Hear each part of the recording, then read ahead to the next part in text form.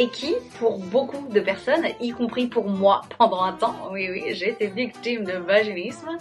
C'était horrible. La culture sud-coréenne, franchement, c'est pas de pitié, pas de quartier. Genre Twin Peaks et X-Files. Autant vous dire que moi, c'est pas ma came. Personnellement, l'humour états-unien, j'ai beaucoup de mal. Je trouve pas ça drôle. Cette femme qui emmerde les conventions, hein, on va se le dire clairement.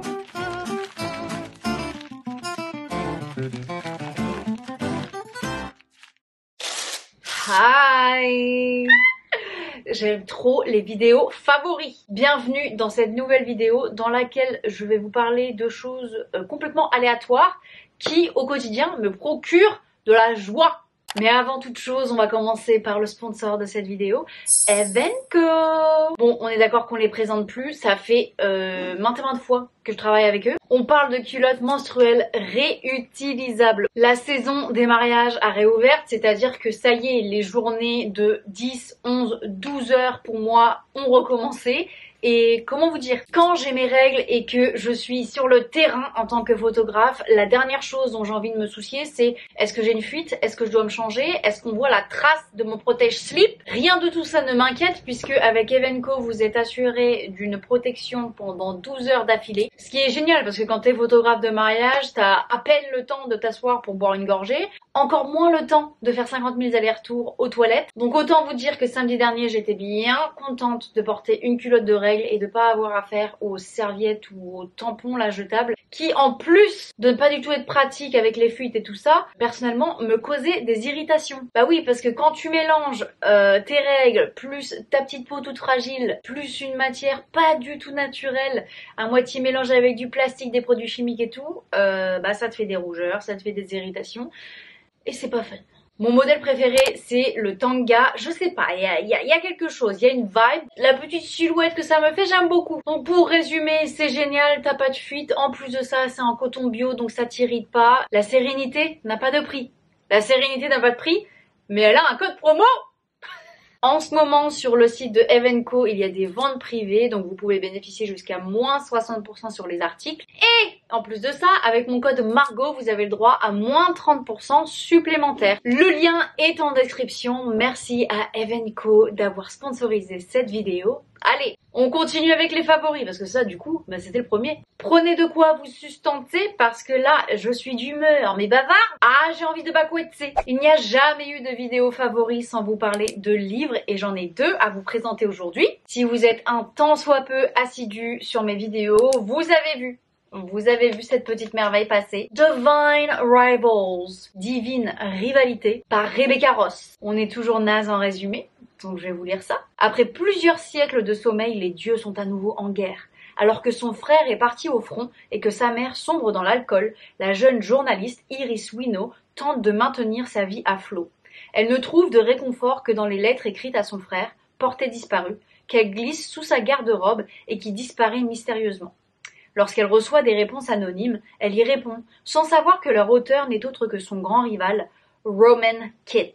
De la romance dans un monde fantastique, bitch, I'm sold. Ça faisait un bail que je n'avais pas été aussi intriguée par un livre, que je n'avais pas été aussi titine, voilà, complètement batifolante sur une histoire d'amour. Non, ça faisait longtemps que j'avais pas autant apprécié une lecture. C'est très loin d'être l'œuvre du siècle, mais moi, ça m'a divertie, ça a coché toutes mes petites cases. J'en demandais pas plus, à part un petit bémol sur le world building, genre la façon dont ils expliquent un peu, un peu mais pas assez, c'est ça mon problème, c'est qu'ils expliquent très peu l'univers dans lequel on évolue. J'aurais voulu que ce soit un peu plus clair, j'aurais voulu avoir plus de matière, mais bon, il y a le deuxième tome qui est sorti, il est déjà à côté de mon plumard, je vais commencer à m'atteler à lire ça, et d'après les retours que j'ai eus, le tome 2 est encore mieux que le tome 1. Au suivant!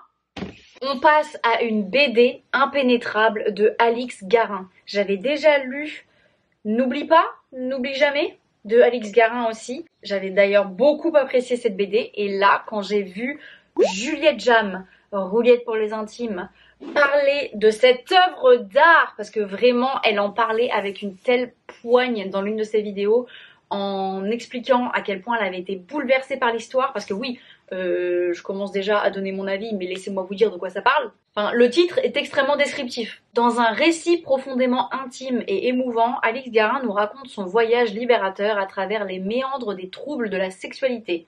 Comment le combat pour reprendre possession de son corps, de son désir et sauver son couple se transforme en une quête émouvante de guérison, d'émancipation et d'amour. Cette BD parle en grande majorité de vaginisme. Le vaginisme, qu'est-ce que c'est? C'est une contraction des muscles du plancher pelvien qui se trouve autour du vagin et qui, pour beaucoup de personnes, y compris pour moi pendant un temps, oui, j'ai été victime de vaginisme, c'était horrible, bref, ce qui rend notamment la pénétration durant les rapports sexuels absolument horrible. Voilà, il y a pas d'autre mot. C'est tellement douloureux que vous finissez par vous dire mais qu'est-ce qui se passe? Quel est mon problème? Suis-je le problème? Pourquoi je ne peux pas avoir de rapport sexuel avec mon partenaire quand bon me semble? Pourquoi je ne peux plus avoir de rapport indolore? Donc il va de soi de dire que je me suis sentie extrêmement comprise, vue et entendue à travers le récit de Alix. J'ai écumé beaucoup de professionnels de santé qui étaient très dismissive, genre en gros qui calculaient pas trop ce que je leur racontais. J'avais beau leur exprimer mon désarroi et mon désespoir, on en avait un peu rien à foutre. Jusqu'au moment où l'une de mes copines ici m'a recommandé une gynéco avec laquelle elle travaille. Oh là là là là, une bénédiction dans ma life, qui m'a du coup posé le diagnostic du vaginisme. Vous pouvez pas savoir, enfin si ça se trouve vous savez, quand vous êtes dans une errance totale en termes de santé, que vous avez des symptômes qui reviennent à longueur de temps et que vous êtes en souffrance, à partir du moment où il y a un diagnostic de posé, il y a une part de libération parce que enfin d'une part vous vous sentez validé et en plus de ça vous vous dites ça y est enfin on a des pistes quant à ma guérison parce que jusqu'ici on me laissait un peu en galère. On m'a prescrit des séances de kiné et oui ça existe des séances de kiné pour mon petit plancher pelvien pour qu'en gros littéralement j'apprenne à me détendre la nouille. Revenons-en à nos moutons parce que là je suis partie sur une tangente, on ne pouvait plus m'arrêter. Donc merci à Alix d'avoir mis en lumière le vaginisme et d'en avoir fait une œuvre d'art. Passons maintenant à la catégorie film. J'ai deux chefs-d'œuvre à vous recommander. On va parler de l'incroyable histoire de Lee Miller, une femme née aux États-Unis qui, après avoir été mannequin, va devenir photographe et pas n'importe quel type de photographe, photographe de guerre. Elle va du coup être envoyée au front pendant la Seconde Guerre mondiale. Je ne sais pas si vous aviez déjà vu cette photo. C'est elle, cette badass là qui est en train de prendre un bain dans la salle de bain de Hitler juste après qu'il soit... Ça a été pour moi un film absolument passionnant. Mon mec, qui n'est pas photographe pour le coup, est du même avis. C'est la première fois que je vois un film de guerre avec une telle narration, aussi portée du coup par une femme. Le casting de ce film est absolument what the fuck. D'une part, la main character, la personnage principale, Lee Miller, est incarnée par la grande et talentueuse Kate Winslet, de Titanic, enfin, elle n'a pas fait que ça mais on s'entend. Marion Cotillard, voilà, elle apparaît là-dedans. Arturo de Casa de Papel qui nous fait aussi une apparition. Le type de Brooklyn Nine-Nine, l'un des 3 personnages principaux de Challengers. Ouais, c'est vraiment un cast...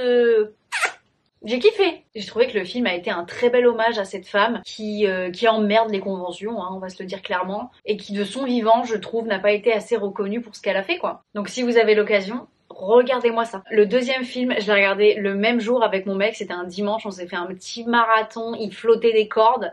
Rien de mieux que de rester le cul dans le canapé pendant 4 heures de suite. On a regardé Harriet. Ça faisait des années, je me rappelle, je l'avais loupé au cinéma, ça faisait des années qu'il était sur ma liste et que je voulais absolument le voir. Et il retrace l'histoire, que dis-je, l'incroyable histoire de Harriet Tubman, qui est extrêmement célèbre aux États-Unis, qui est une figure anti-esclavagiste, féministe, militante pour les droits civiques. Elle est emblématique. Elle était esclave puis a réussi à s'échapper et grâce à son courage absolument légendaire, elle a pu libérer mais des milliers d'esclaves. On passe aux séries. Je consomme énormément de séries mais là je vous ai gardé la crème de la crème. On va commencer par un show que je ne pensais pas du tout aimer. Faut savoir que chez nous, tous les soirs pour le dîner, on se met un petit épisode. Voilà, donc on se fait des séries, on s'est fait Game of Thrones, on s'est fait 6 Feet Under, on en a fait plein. Je suis celle qui choisit. Généralement, parce que je suis la plus difficile des deux. Donc je sais que ce qui me plaît moi va aussi plaire à mon mec, mais je ne suis pas souvent sûre que ce qu'il va choisir lui, ça va me plaire. Genre Twin Peaks et X-Files, autant vous dire que moi c'est pas ma cam. Lui il adore, bref. Chacun ses goûts, mais là, il m'a dit vas-y s'il te plaît, laisse-moi choisir. Je dis ok, j'étais pas convaincue, j'étais vraiment pas convaincue. C'est la série Schitt's Creek. Merde, ma batterie nous a lâché pendant que j'étais en train de vous lire le résumé de Schitt's Creek. Donc entre temps, je suis allée me manger une part de banana bread. Vous m'excuserez si j'ai du chocolat plein la tronche. Reprenons. La riche famille Rose perd sa fortune après avoir été escroquée par son gestionnaire de fortune.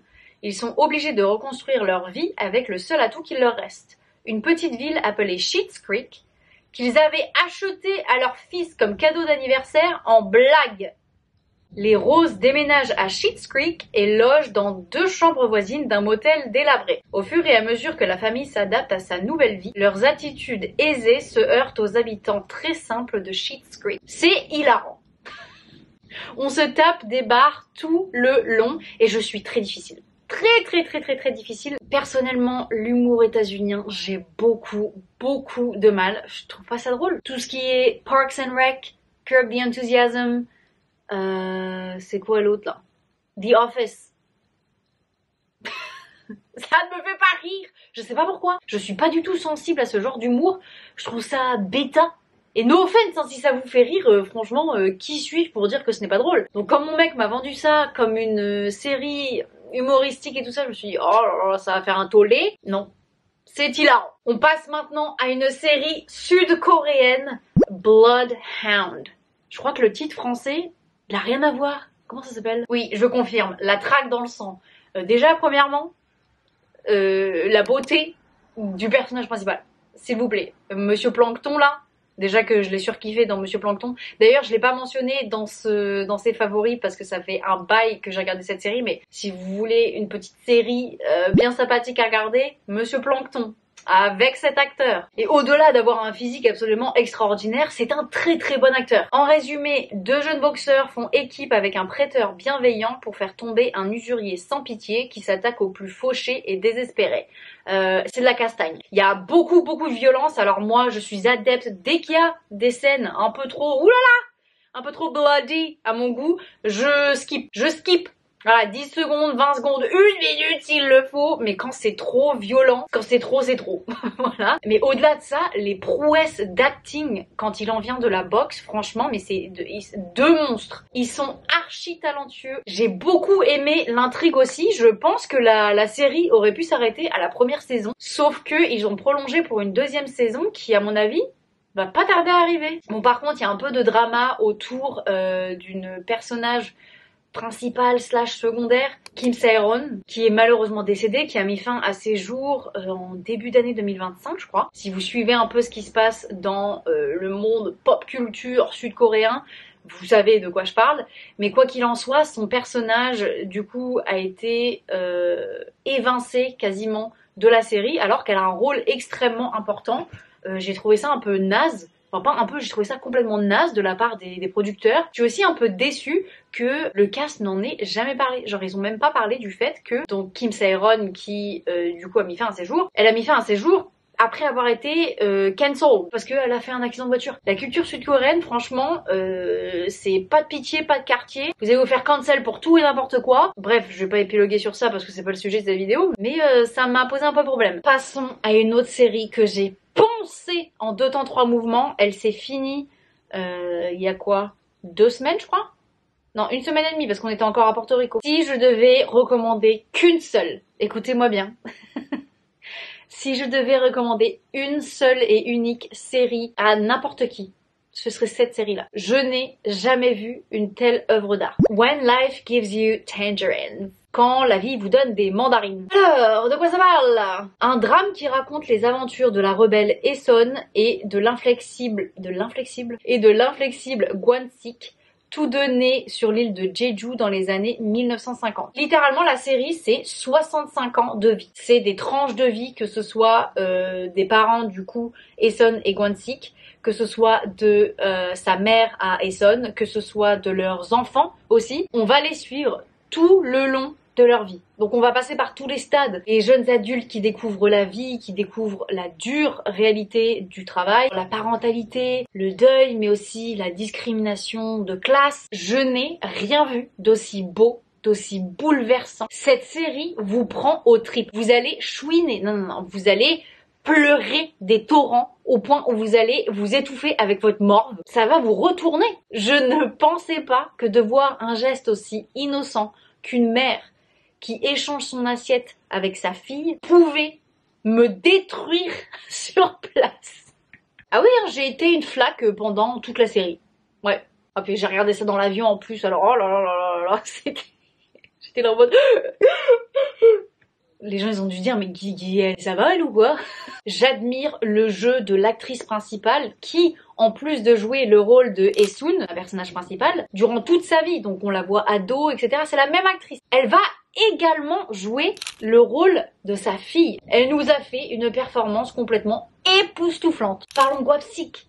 Oh là là là là. Il a remis les standards là où ils devaient être, c'est-à-dire là, en termes d'attente qu'on doit avoir envers la jante masculine. C'est un sans faute!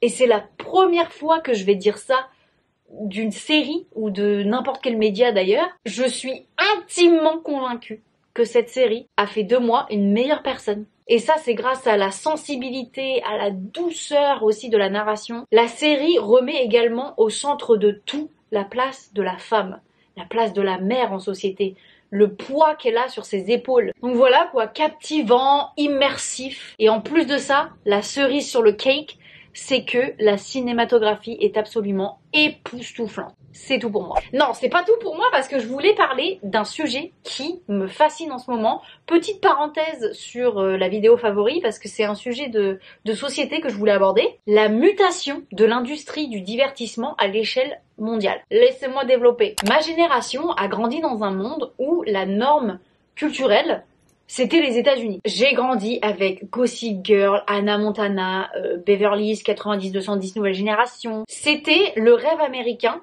exporté sur nos écrans. Et les États-Unis ont longtemps régné grâce à ce fameux soft power. Le soft power, c'est cette capacité à influencer le monde grâce à la culture. On nous a littéralement exporté tous leurs médias, que ce soit films, séries, musique. Donc oui, ils ont utilisé et utilisent la culture comme outil de propagande. Et pendant longtemps, cette domination, elle était quand même un peu incontestable, quoi. Mais tout ça pour dire que on est en train de voir un changement. Bye bye la suprématie pour mon plus grand plaisir. Aujourd'hui, on voit des productions non anglophones qui sont en train de cartonner partout. L'exemple le plus parlant, je crois que c'est Parasite, qui a remporté plein de trucs, voilà, des palmes d'or, des trucs, des machins, et qui a fait un carton fulgurant sur la scène internationale, alors que c'est un film sud-coréen. Et ce n'est pas un cas isolé, et je vais parler de la Corée du Sud parce que c'est de ce pays dont je consomme le plus de médias, surtout le plus de séries en ce moment. Depuis les années 90, la Corée du Sud a investi massivement dans son industrie culturelle. Et ça commence à porter ses fruits, puisqu'en 2022, 16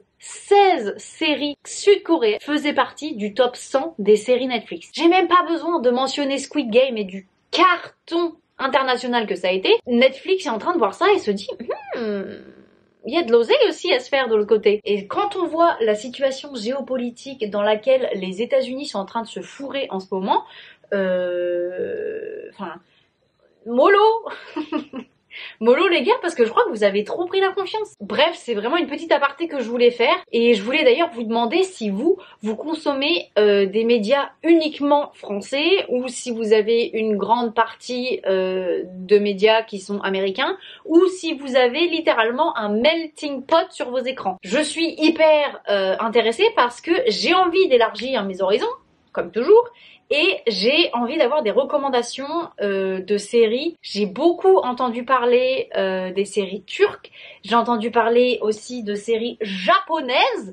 Voilà, donc si vous avez des petites recommandations, s'il vous plaît, faites-vous plaisir dans mes commentaires. Passons maintenant à la catégorie Wear. Qu'est-ce que j'ai porté et reporté dernièrement? Premièrement, alors j'avais écrit... J'ai envie de me claquer. Je vais commencer par ça parce que je l'ai perdu. Donc comme ça, c'est tout de suite fait.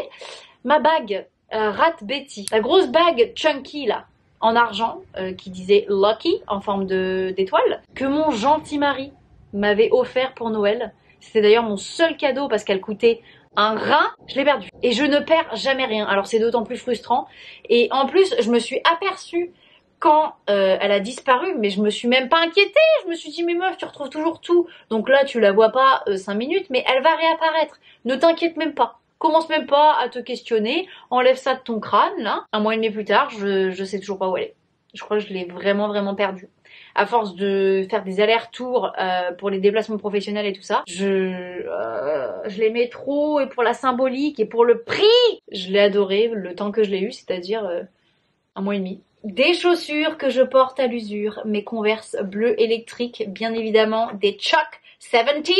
On n'achète pas autre chose que des Chuck 70, ok? On n'achète pas celles qui ressemblent fortement mais qui ne sont pas les mêmes. Ce que j'entends par là, c'est que les Chuck 70 ont la particularité d'avoir des renforcements. C'est-à-dire que vous avez déjà, d'une part, plus de maintien pour votre pied et votre cheville, mais en plus de ça, la chaussure garde sa structure beaucoup plus longtemps. Parce que si, comme moi, vous avez eu des Converse pendant des années, ça fait sa moitié. On est d'accord, ça fait un pied un peu bizarre, ça fait un pied, voilà, pas très sympa, pas très joli. Mais celle-ci, ça change pas. La structure reste la même. Elles sont solides. Depuis que j'ai acheté des Chuck 70, je ne suis jamais revenue en arrière. Et j'en ai 3, 4 paires. Et je les porte tout le temps. Combien de pauses je vais devoir faire? Bon, on reprend avec la batterie à moitié chargée. Bref, deuxième paire de chaussures dont je voulais vous parler, c'est Doc Martens. Non mais regardez-moi comment elles sont ma stock. J'étais en quête d'une paire de sandales qui soit bien chunky, qui soit bien fat. J'ai des tout petits pieds, donc ça a été un combat. Passons maintenant aux créateurs. Il y en a que très peu parce que je regarde beaucoup plus de séries que YouTube en ce moment et c'est rare. J'ai juste Claudia Selewski, une américaine qu'on ne présente plus, une pionnière sur cette plateforme qui nous propose mensuellement des vlogs et c'est beau et c'est esthétique. Et voilà, on vit pas du tout la même vie. Dans un tout autre registre, laissez-moi vous parler de Johnny Harris. Ce qu'il propose, c'est plus du style documentaire, du style reportage. Et notamment, il a une série qui s'appelle How the US Stole, donc comment les États-Unis ont volé. Donc vous avez Hawaï, Porto Rico, etc., etc. Donc c'est hyper intéressant. Et encore à ma pause déj tout à l'heure, j'étais en train de regarder sa dernière vidéo qui s'appelle Qui s'enrichit sur les pauvres et c'est hyper intéressant. Bon par contre, je pense qu'il va se prendre des procès left and right. Passons maintenant à la section beauté. J'ai 2-3 produits là que je vais vous montrer. On va commencer avec ma fameuse crème solaire que je saigne depuis 2 ans, je pense, de la marque Beauty of Joseon. C'est un SPF 50 qui ne fait pas réagir ma peau. Donc c'est un bonheur parce que 90% des crèmes solaires me foutent la gueule en feu. Donc grâce à celle-ci, je n'ai pas pris un seul coup de soleil sur ma face à Porto Rico. On remarque souvent quand j'utilise ce produit, c'est le mascara bleu de chez Yves Saint Laurent. Je m'étais fait une petite folie, voilà, je crois que c'est 30 balles le mascara. C'est absolument pas le prix que je dépense habituellement pour ce genre de produit. Mais je voulais absolument tester le bleu électrique. Et bah figurez-vous que le Colourpop qui est à 10 $, le vaut bien. Sauf que celui-ci sèche beaucoup moins vite. Donc rien que pour ça, en ce moment, c'est mon favori. Et je le porte d'ailleurs à l'heure actuelle. Vous voyez? Je sais même pas si vous voyez. Dernier produit dont je voulais vous parler, ce sont des masques en tissu de la marque Mixoon. Alors d'ailleurs, ça m'avait été envoyé gratuitement par YesStyle il y a quoi? 1 an. C'est pour vous dire à quel point j'utilise mes produits cosmétiques, c'est-à-dire que j'utilise tout jusqu'à la dernière goutte. Ce qui fait que ça me prend des lustres pour faire des tests. Donc j'ai commencé à tester ces petits masques. D'habitude, les masques en tissu, je les évite comme la peste. Encore une fois, quand on a une peau très réactive, on fait attention à ce genre de produit parce que la plupart du temps, on y retrouve de l'alcool et ça me fout la tronche en feu. Et bah là, figurez-vous que pas du tout. Et au contraire, ça me fait une peau de bébé. Vous sentez un peu le débit de parole que j'ai là pour être sûr que j'ai assez de batterie jusqu'à la fin de cette vidéo. On va passer à la catégorie musique podcast. Voilà. Donc je pense que je devrais renommer ça dans mes oreilles. Ça faisait un moment que je n'avais pas découvert de nouveaux podcasts. Eh bien je vais vous recommander les poudres. Notamment l'épisode qui s'appelle Féminisme contre fascisme. Sommes-nous étonnés? Et je voulais vous en parler parce que il aborde un sujet que je trouve absolument primordial, l'importance des mots. À la maison, je suis connue pour être la relou de service, va écouter attentivement ce qui est dit et pas ce qui veut être dit. Je m'explique. Mon mec, c'est l'adepte du oui, mais tu sais bien, c'est pas ça que je voulais dire. Oui, mais c'est pas ça que t'as dit, ma belle. Ça résulte en un bon dialogue de sourds, des fois. Tout ça pour dire que maintes et maintes fois, dans cette baraque, j'ai braillé. Words matter. Les mots comptent. Et surtout quand on voit le climat politique actuel et ce que fait l'extrême droite de notre langue. Que ce soit anglais ou français d'ailleurs. Ouais, franchement, là, c'est le cas de le dire. J'ai mal à ma France quand je les vois parler parce que, entre ce qu'ils disent et ce que ça veut dire, il y a deux mondes. Par exemple, on a vu aux États-Unis l'extrême droite diaboliser le terme woke. J'ai un peu l'impression que ça s'est exporté en France aussi. Sauf que woke, à la base, qu'est-ce que ça veut dire? Ça veut dire conscient des injustices sociales.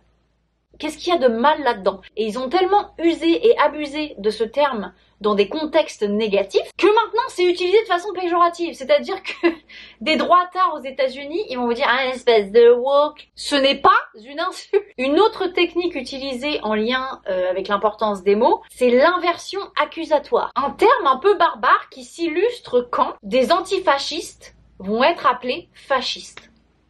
Voilà. Encore une fois, l'extrême droite va se servir du mouvement antifasciste pour les pointer du doigt et leur dire regardez-les les fascistes. Mais non! Par définition, ce ne sont pas des fascistes. J'ai l'impression que ces favoris là, je vous emmène dans des tangentes. Vous n'avez pas signé pour ça. Je suis désolée si ça vous emmerde. Mais moi, faut que ça sorte. Autre chose qui a été en boucle dans mes oreilles dernièrement, c'est ma playlist dans mon MP3. J'ai fait une playlist qui dure 18 heures, qui dure longtemps, qui regroupe tous les bangers de mon enfance. Si comme moi, vous êtes dans votre trentaine et que vous avez été au collège avec votre petit baladeur MP3, écoutez cette playlist. Je l'ai mis en description. Vous avez le lien. Ça va vous replonger en enfance. Ça va de Psychiatre de la Rime à Wallen, en passant par Nelly et Superbus, ainsi que toute la playlist de Gossip Girl. Franchement, c'est une pépite. Et enfin, dans la catégorie Random, qui sont que des choses aléatoires qui n'ont rien à voir avec la choucroute, on va commencer par cette chose. Dans ma quête de boire un peu plus d'eau que 2 verres par semaine, oui, je n'exagère pas, vous m'avez attrapé la veste dans ma dernière vidéo YouTube et à juste titre, j'ai découvert cette chose. Je n'aime pas la tisane, je n'aime pas le thé, mais je me force, voilà, je me force à boire l'eau du bain là. Les boules à thé qui se ferment pas complètement, donc tout ton thé se trimballe dans ta tasse. Cette chose révolutionnaire.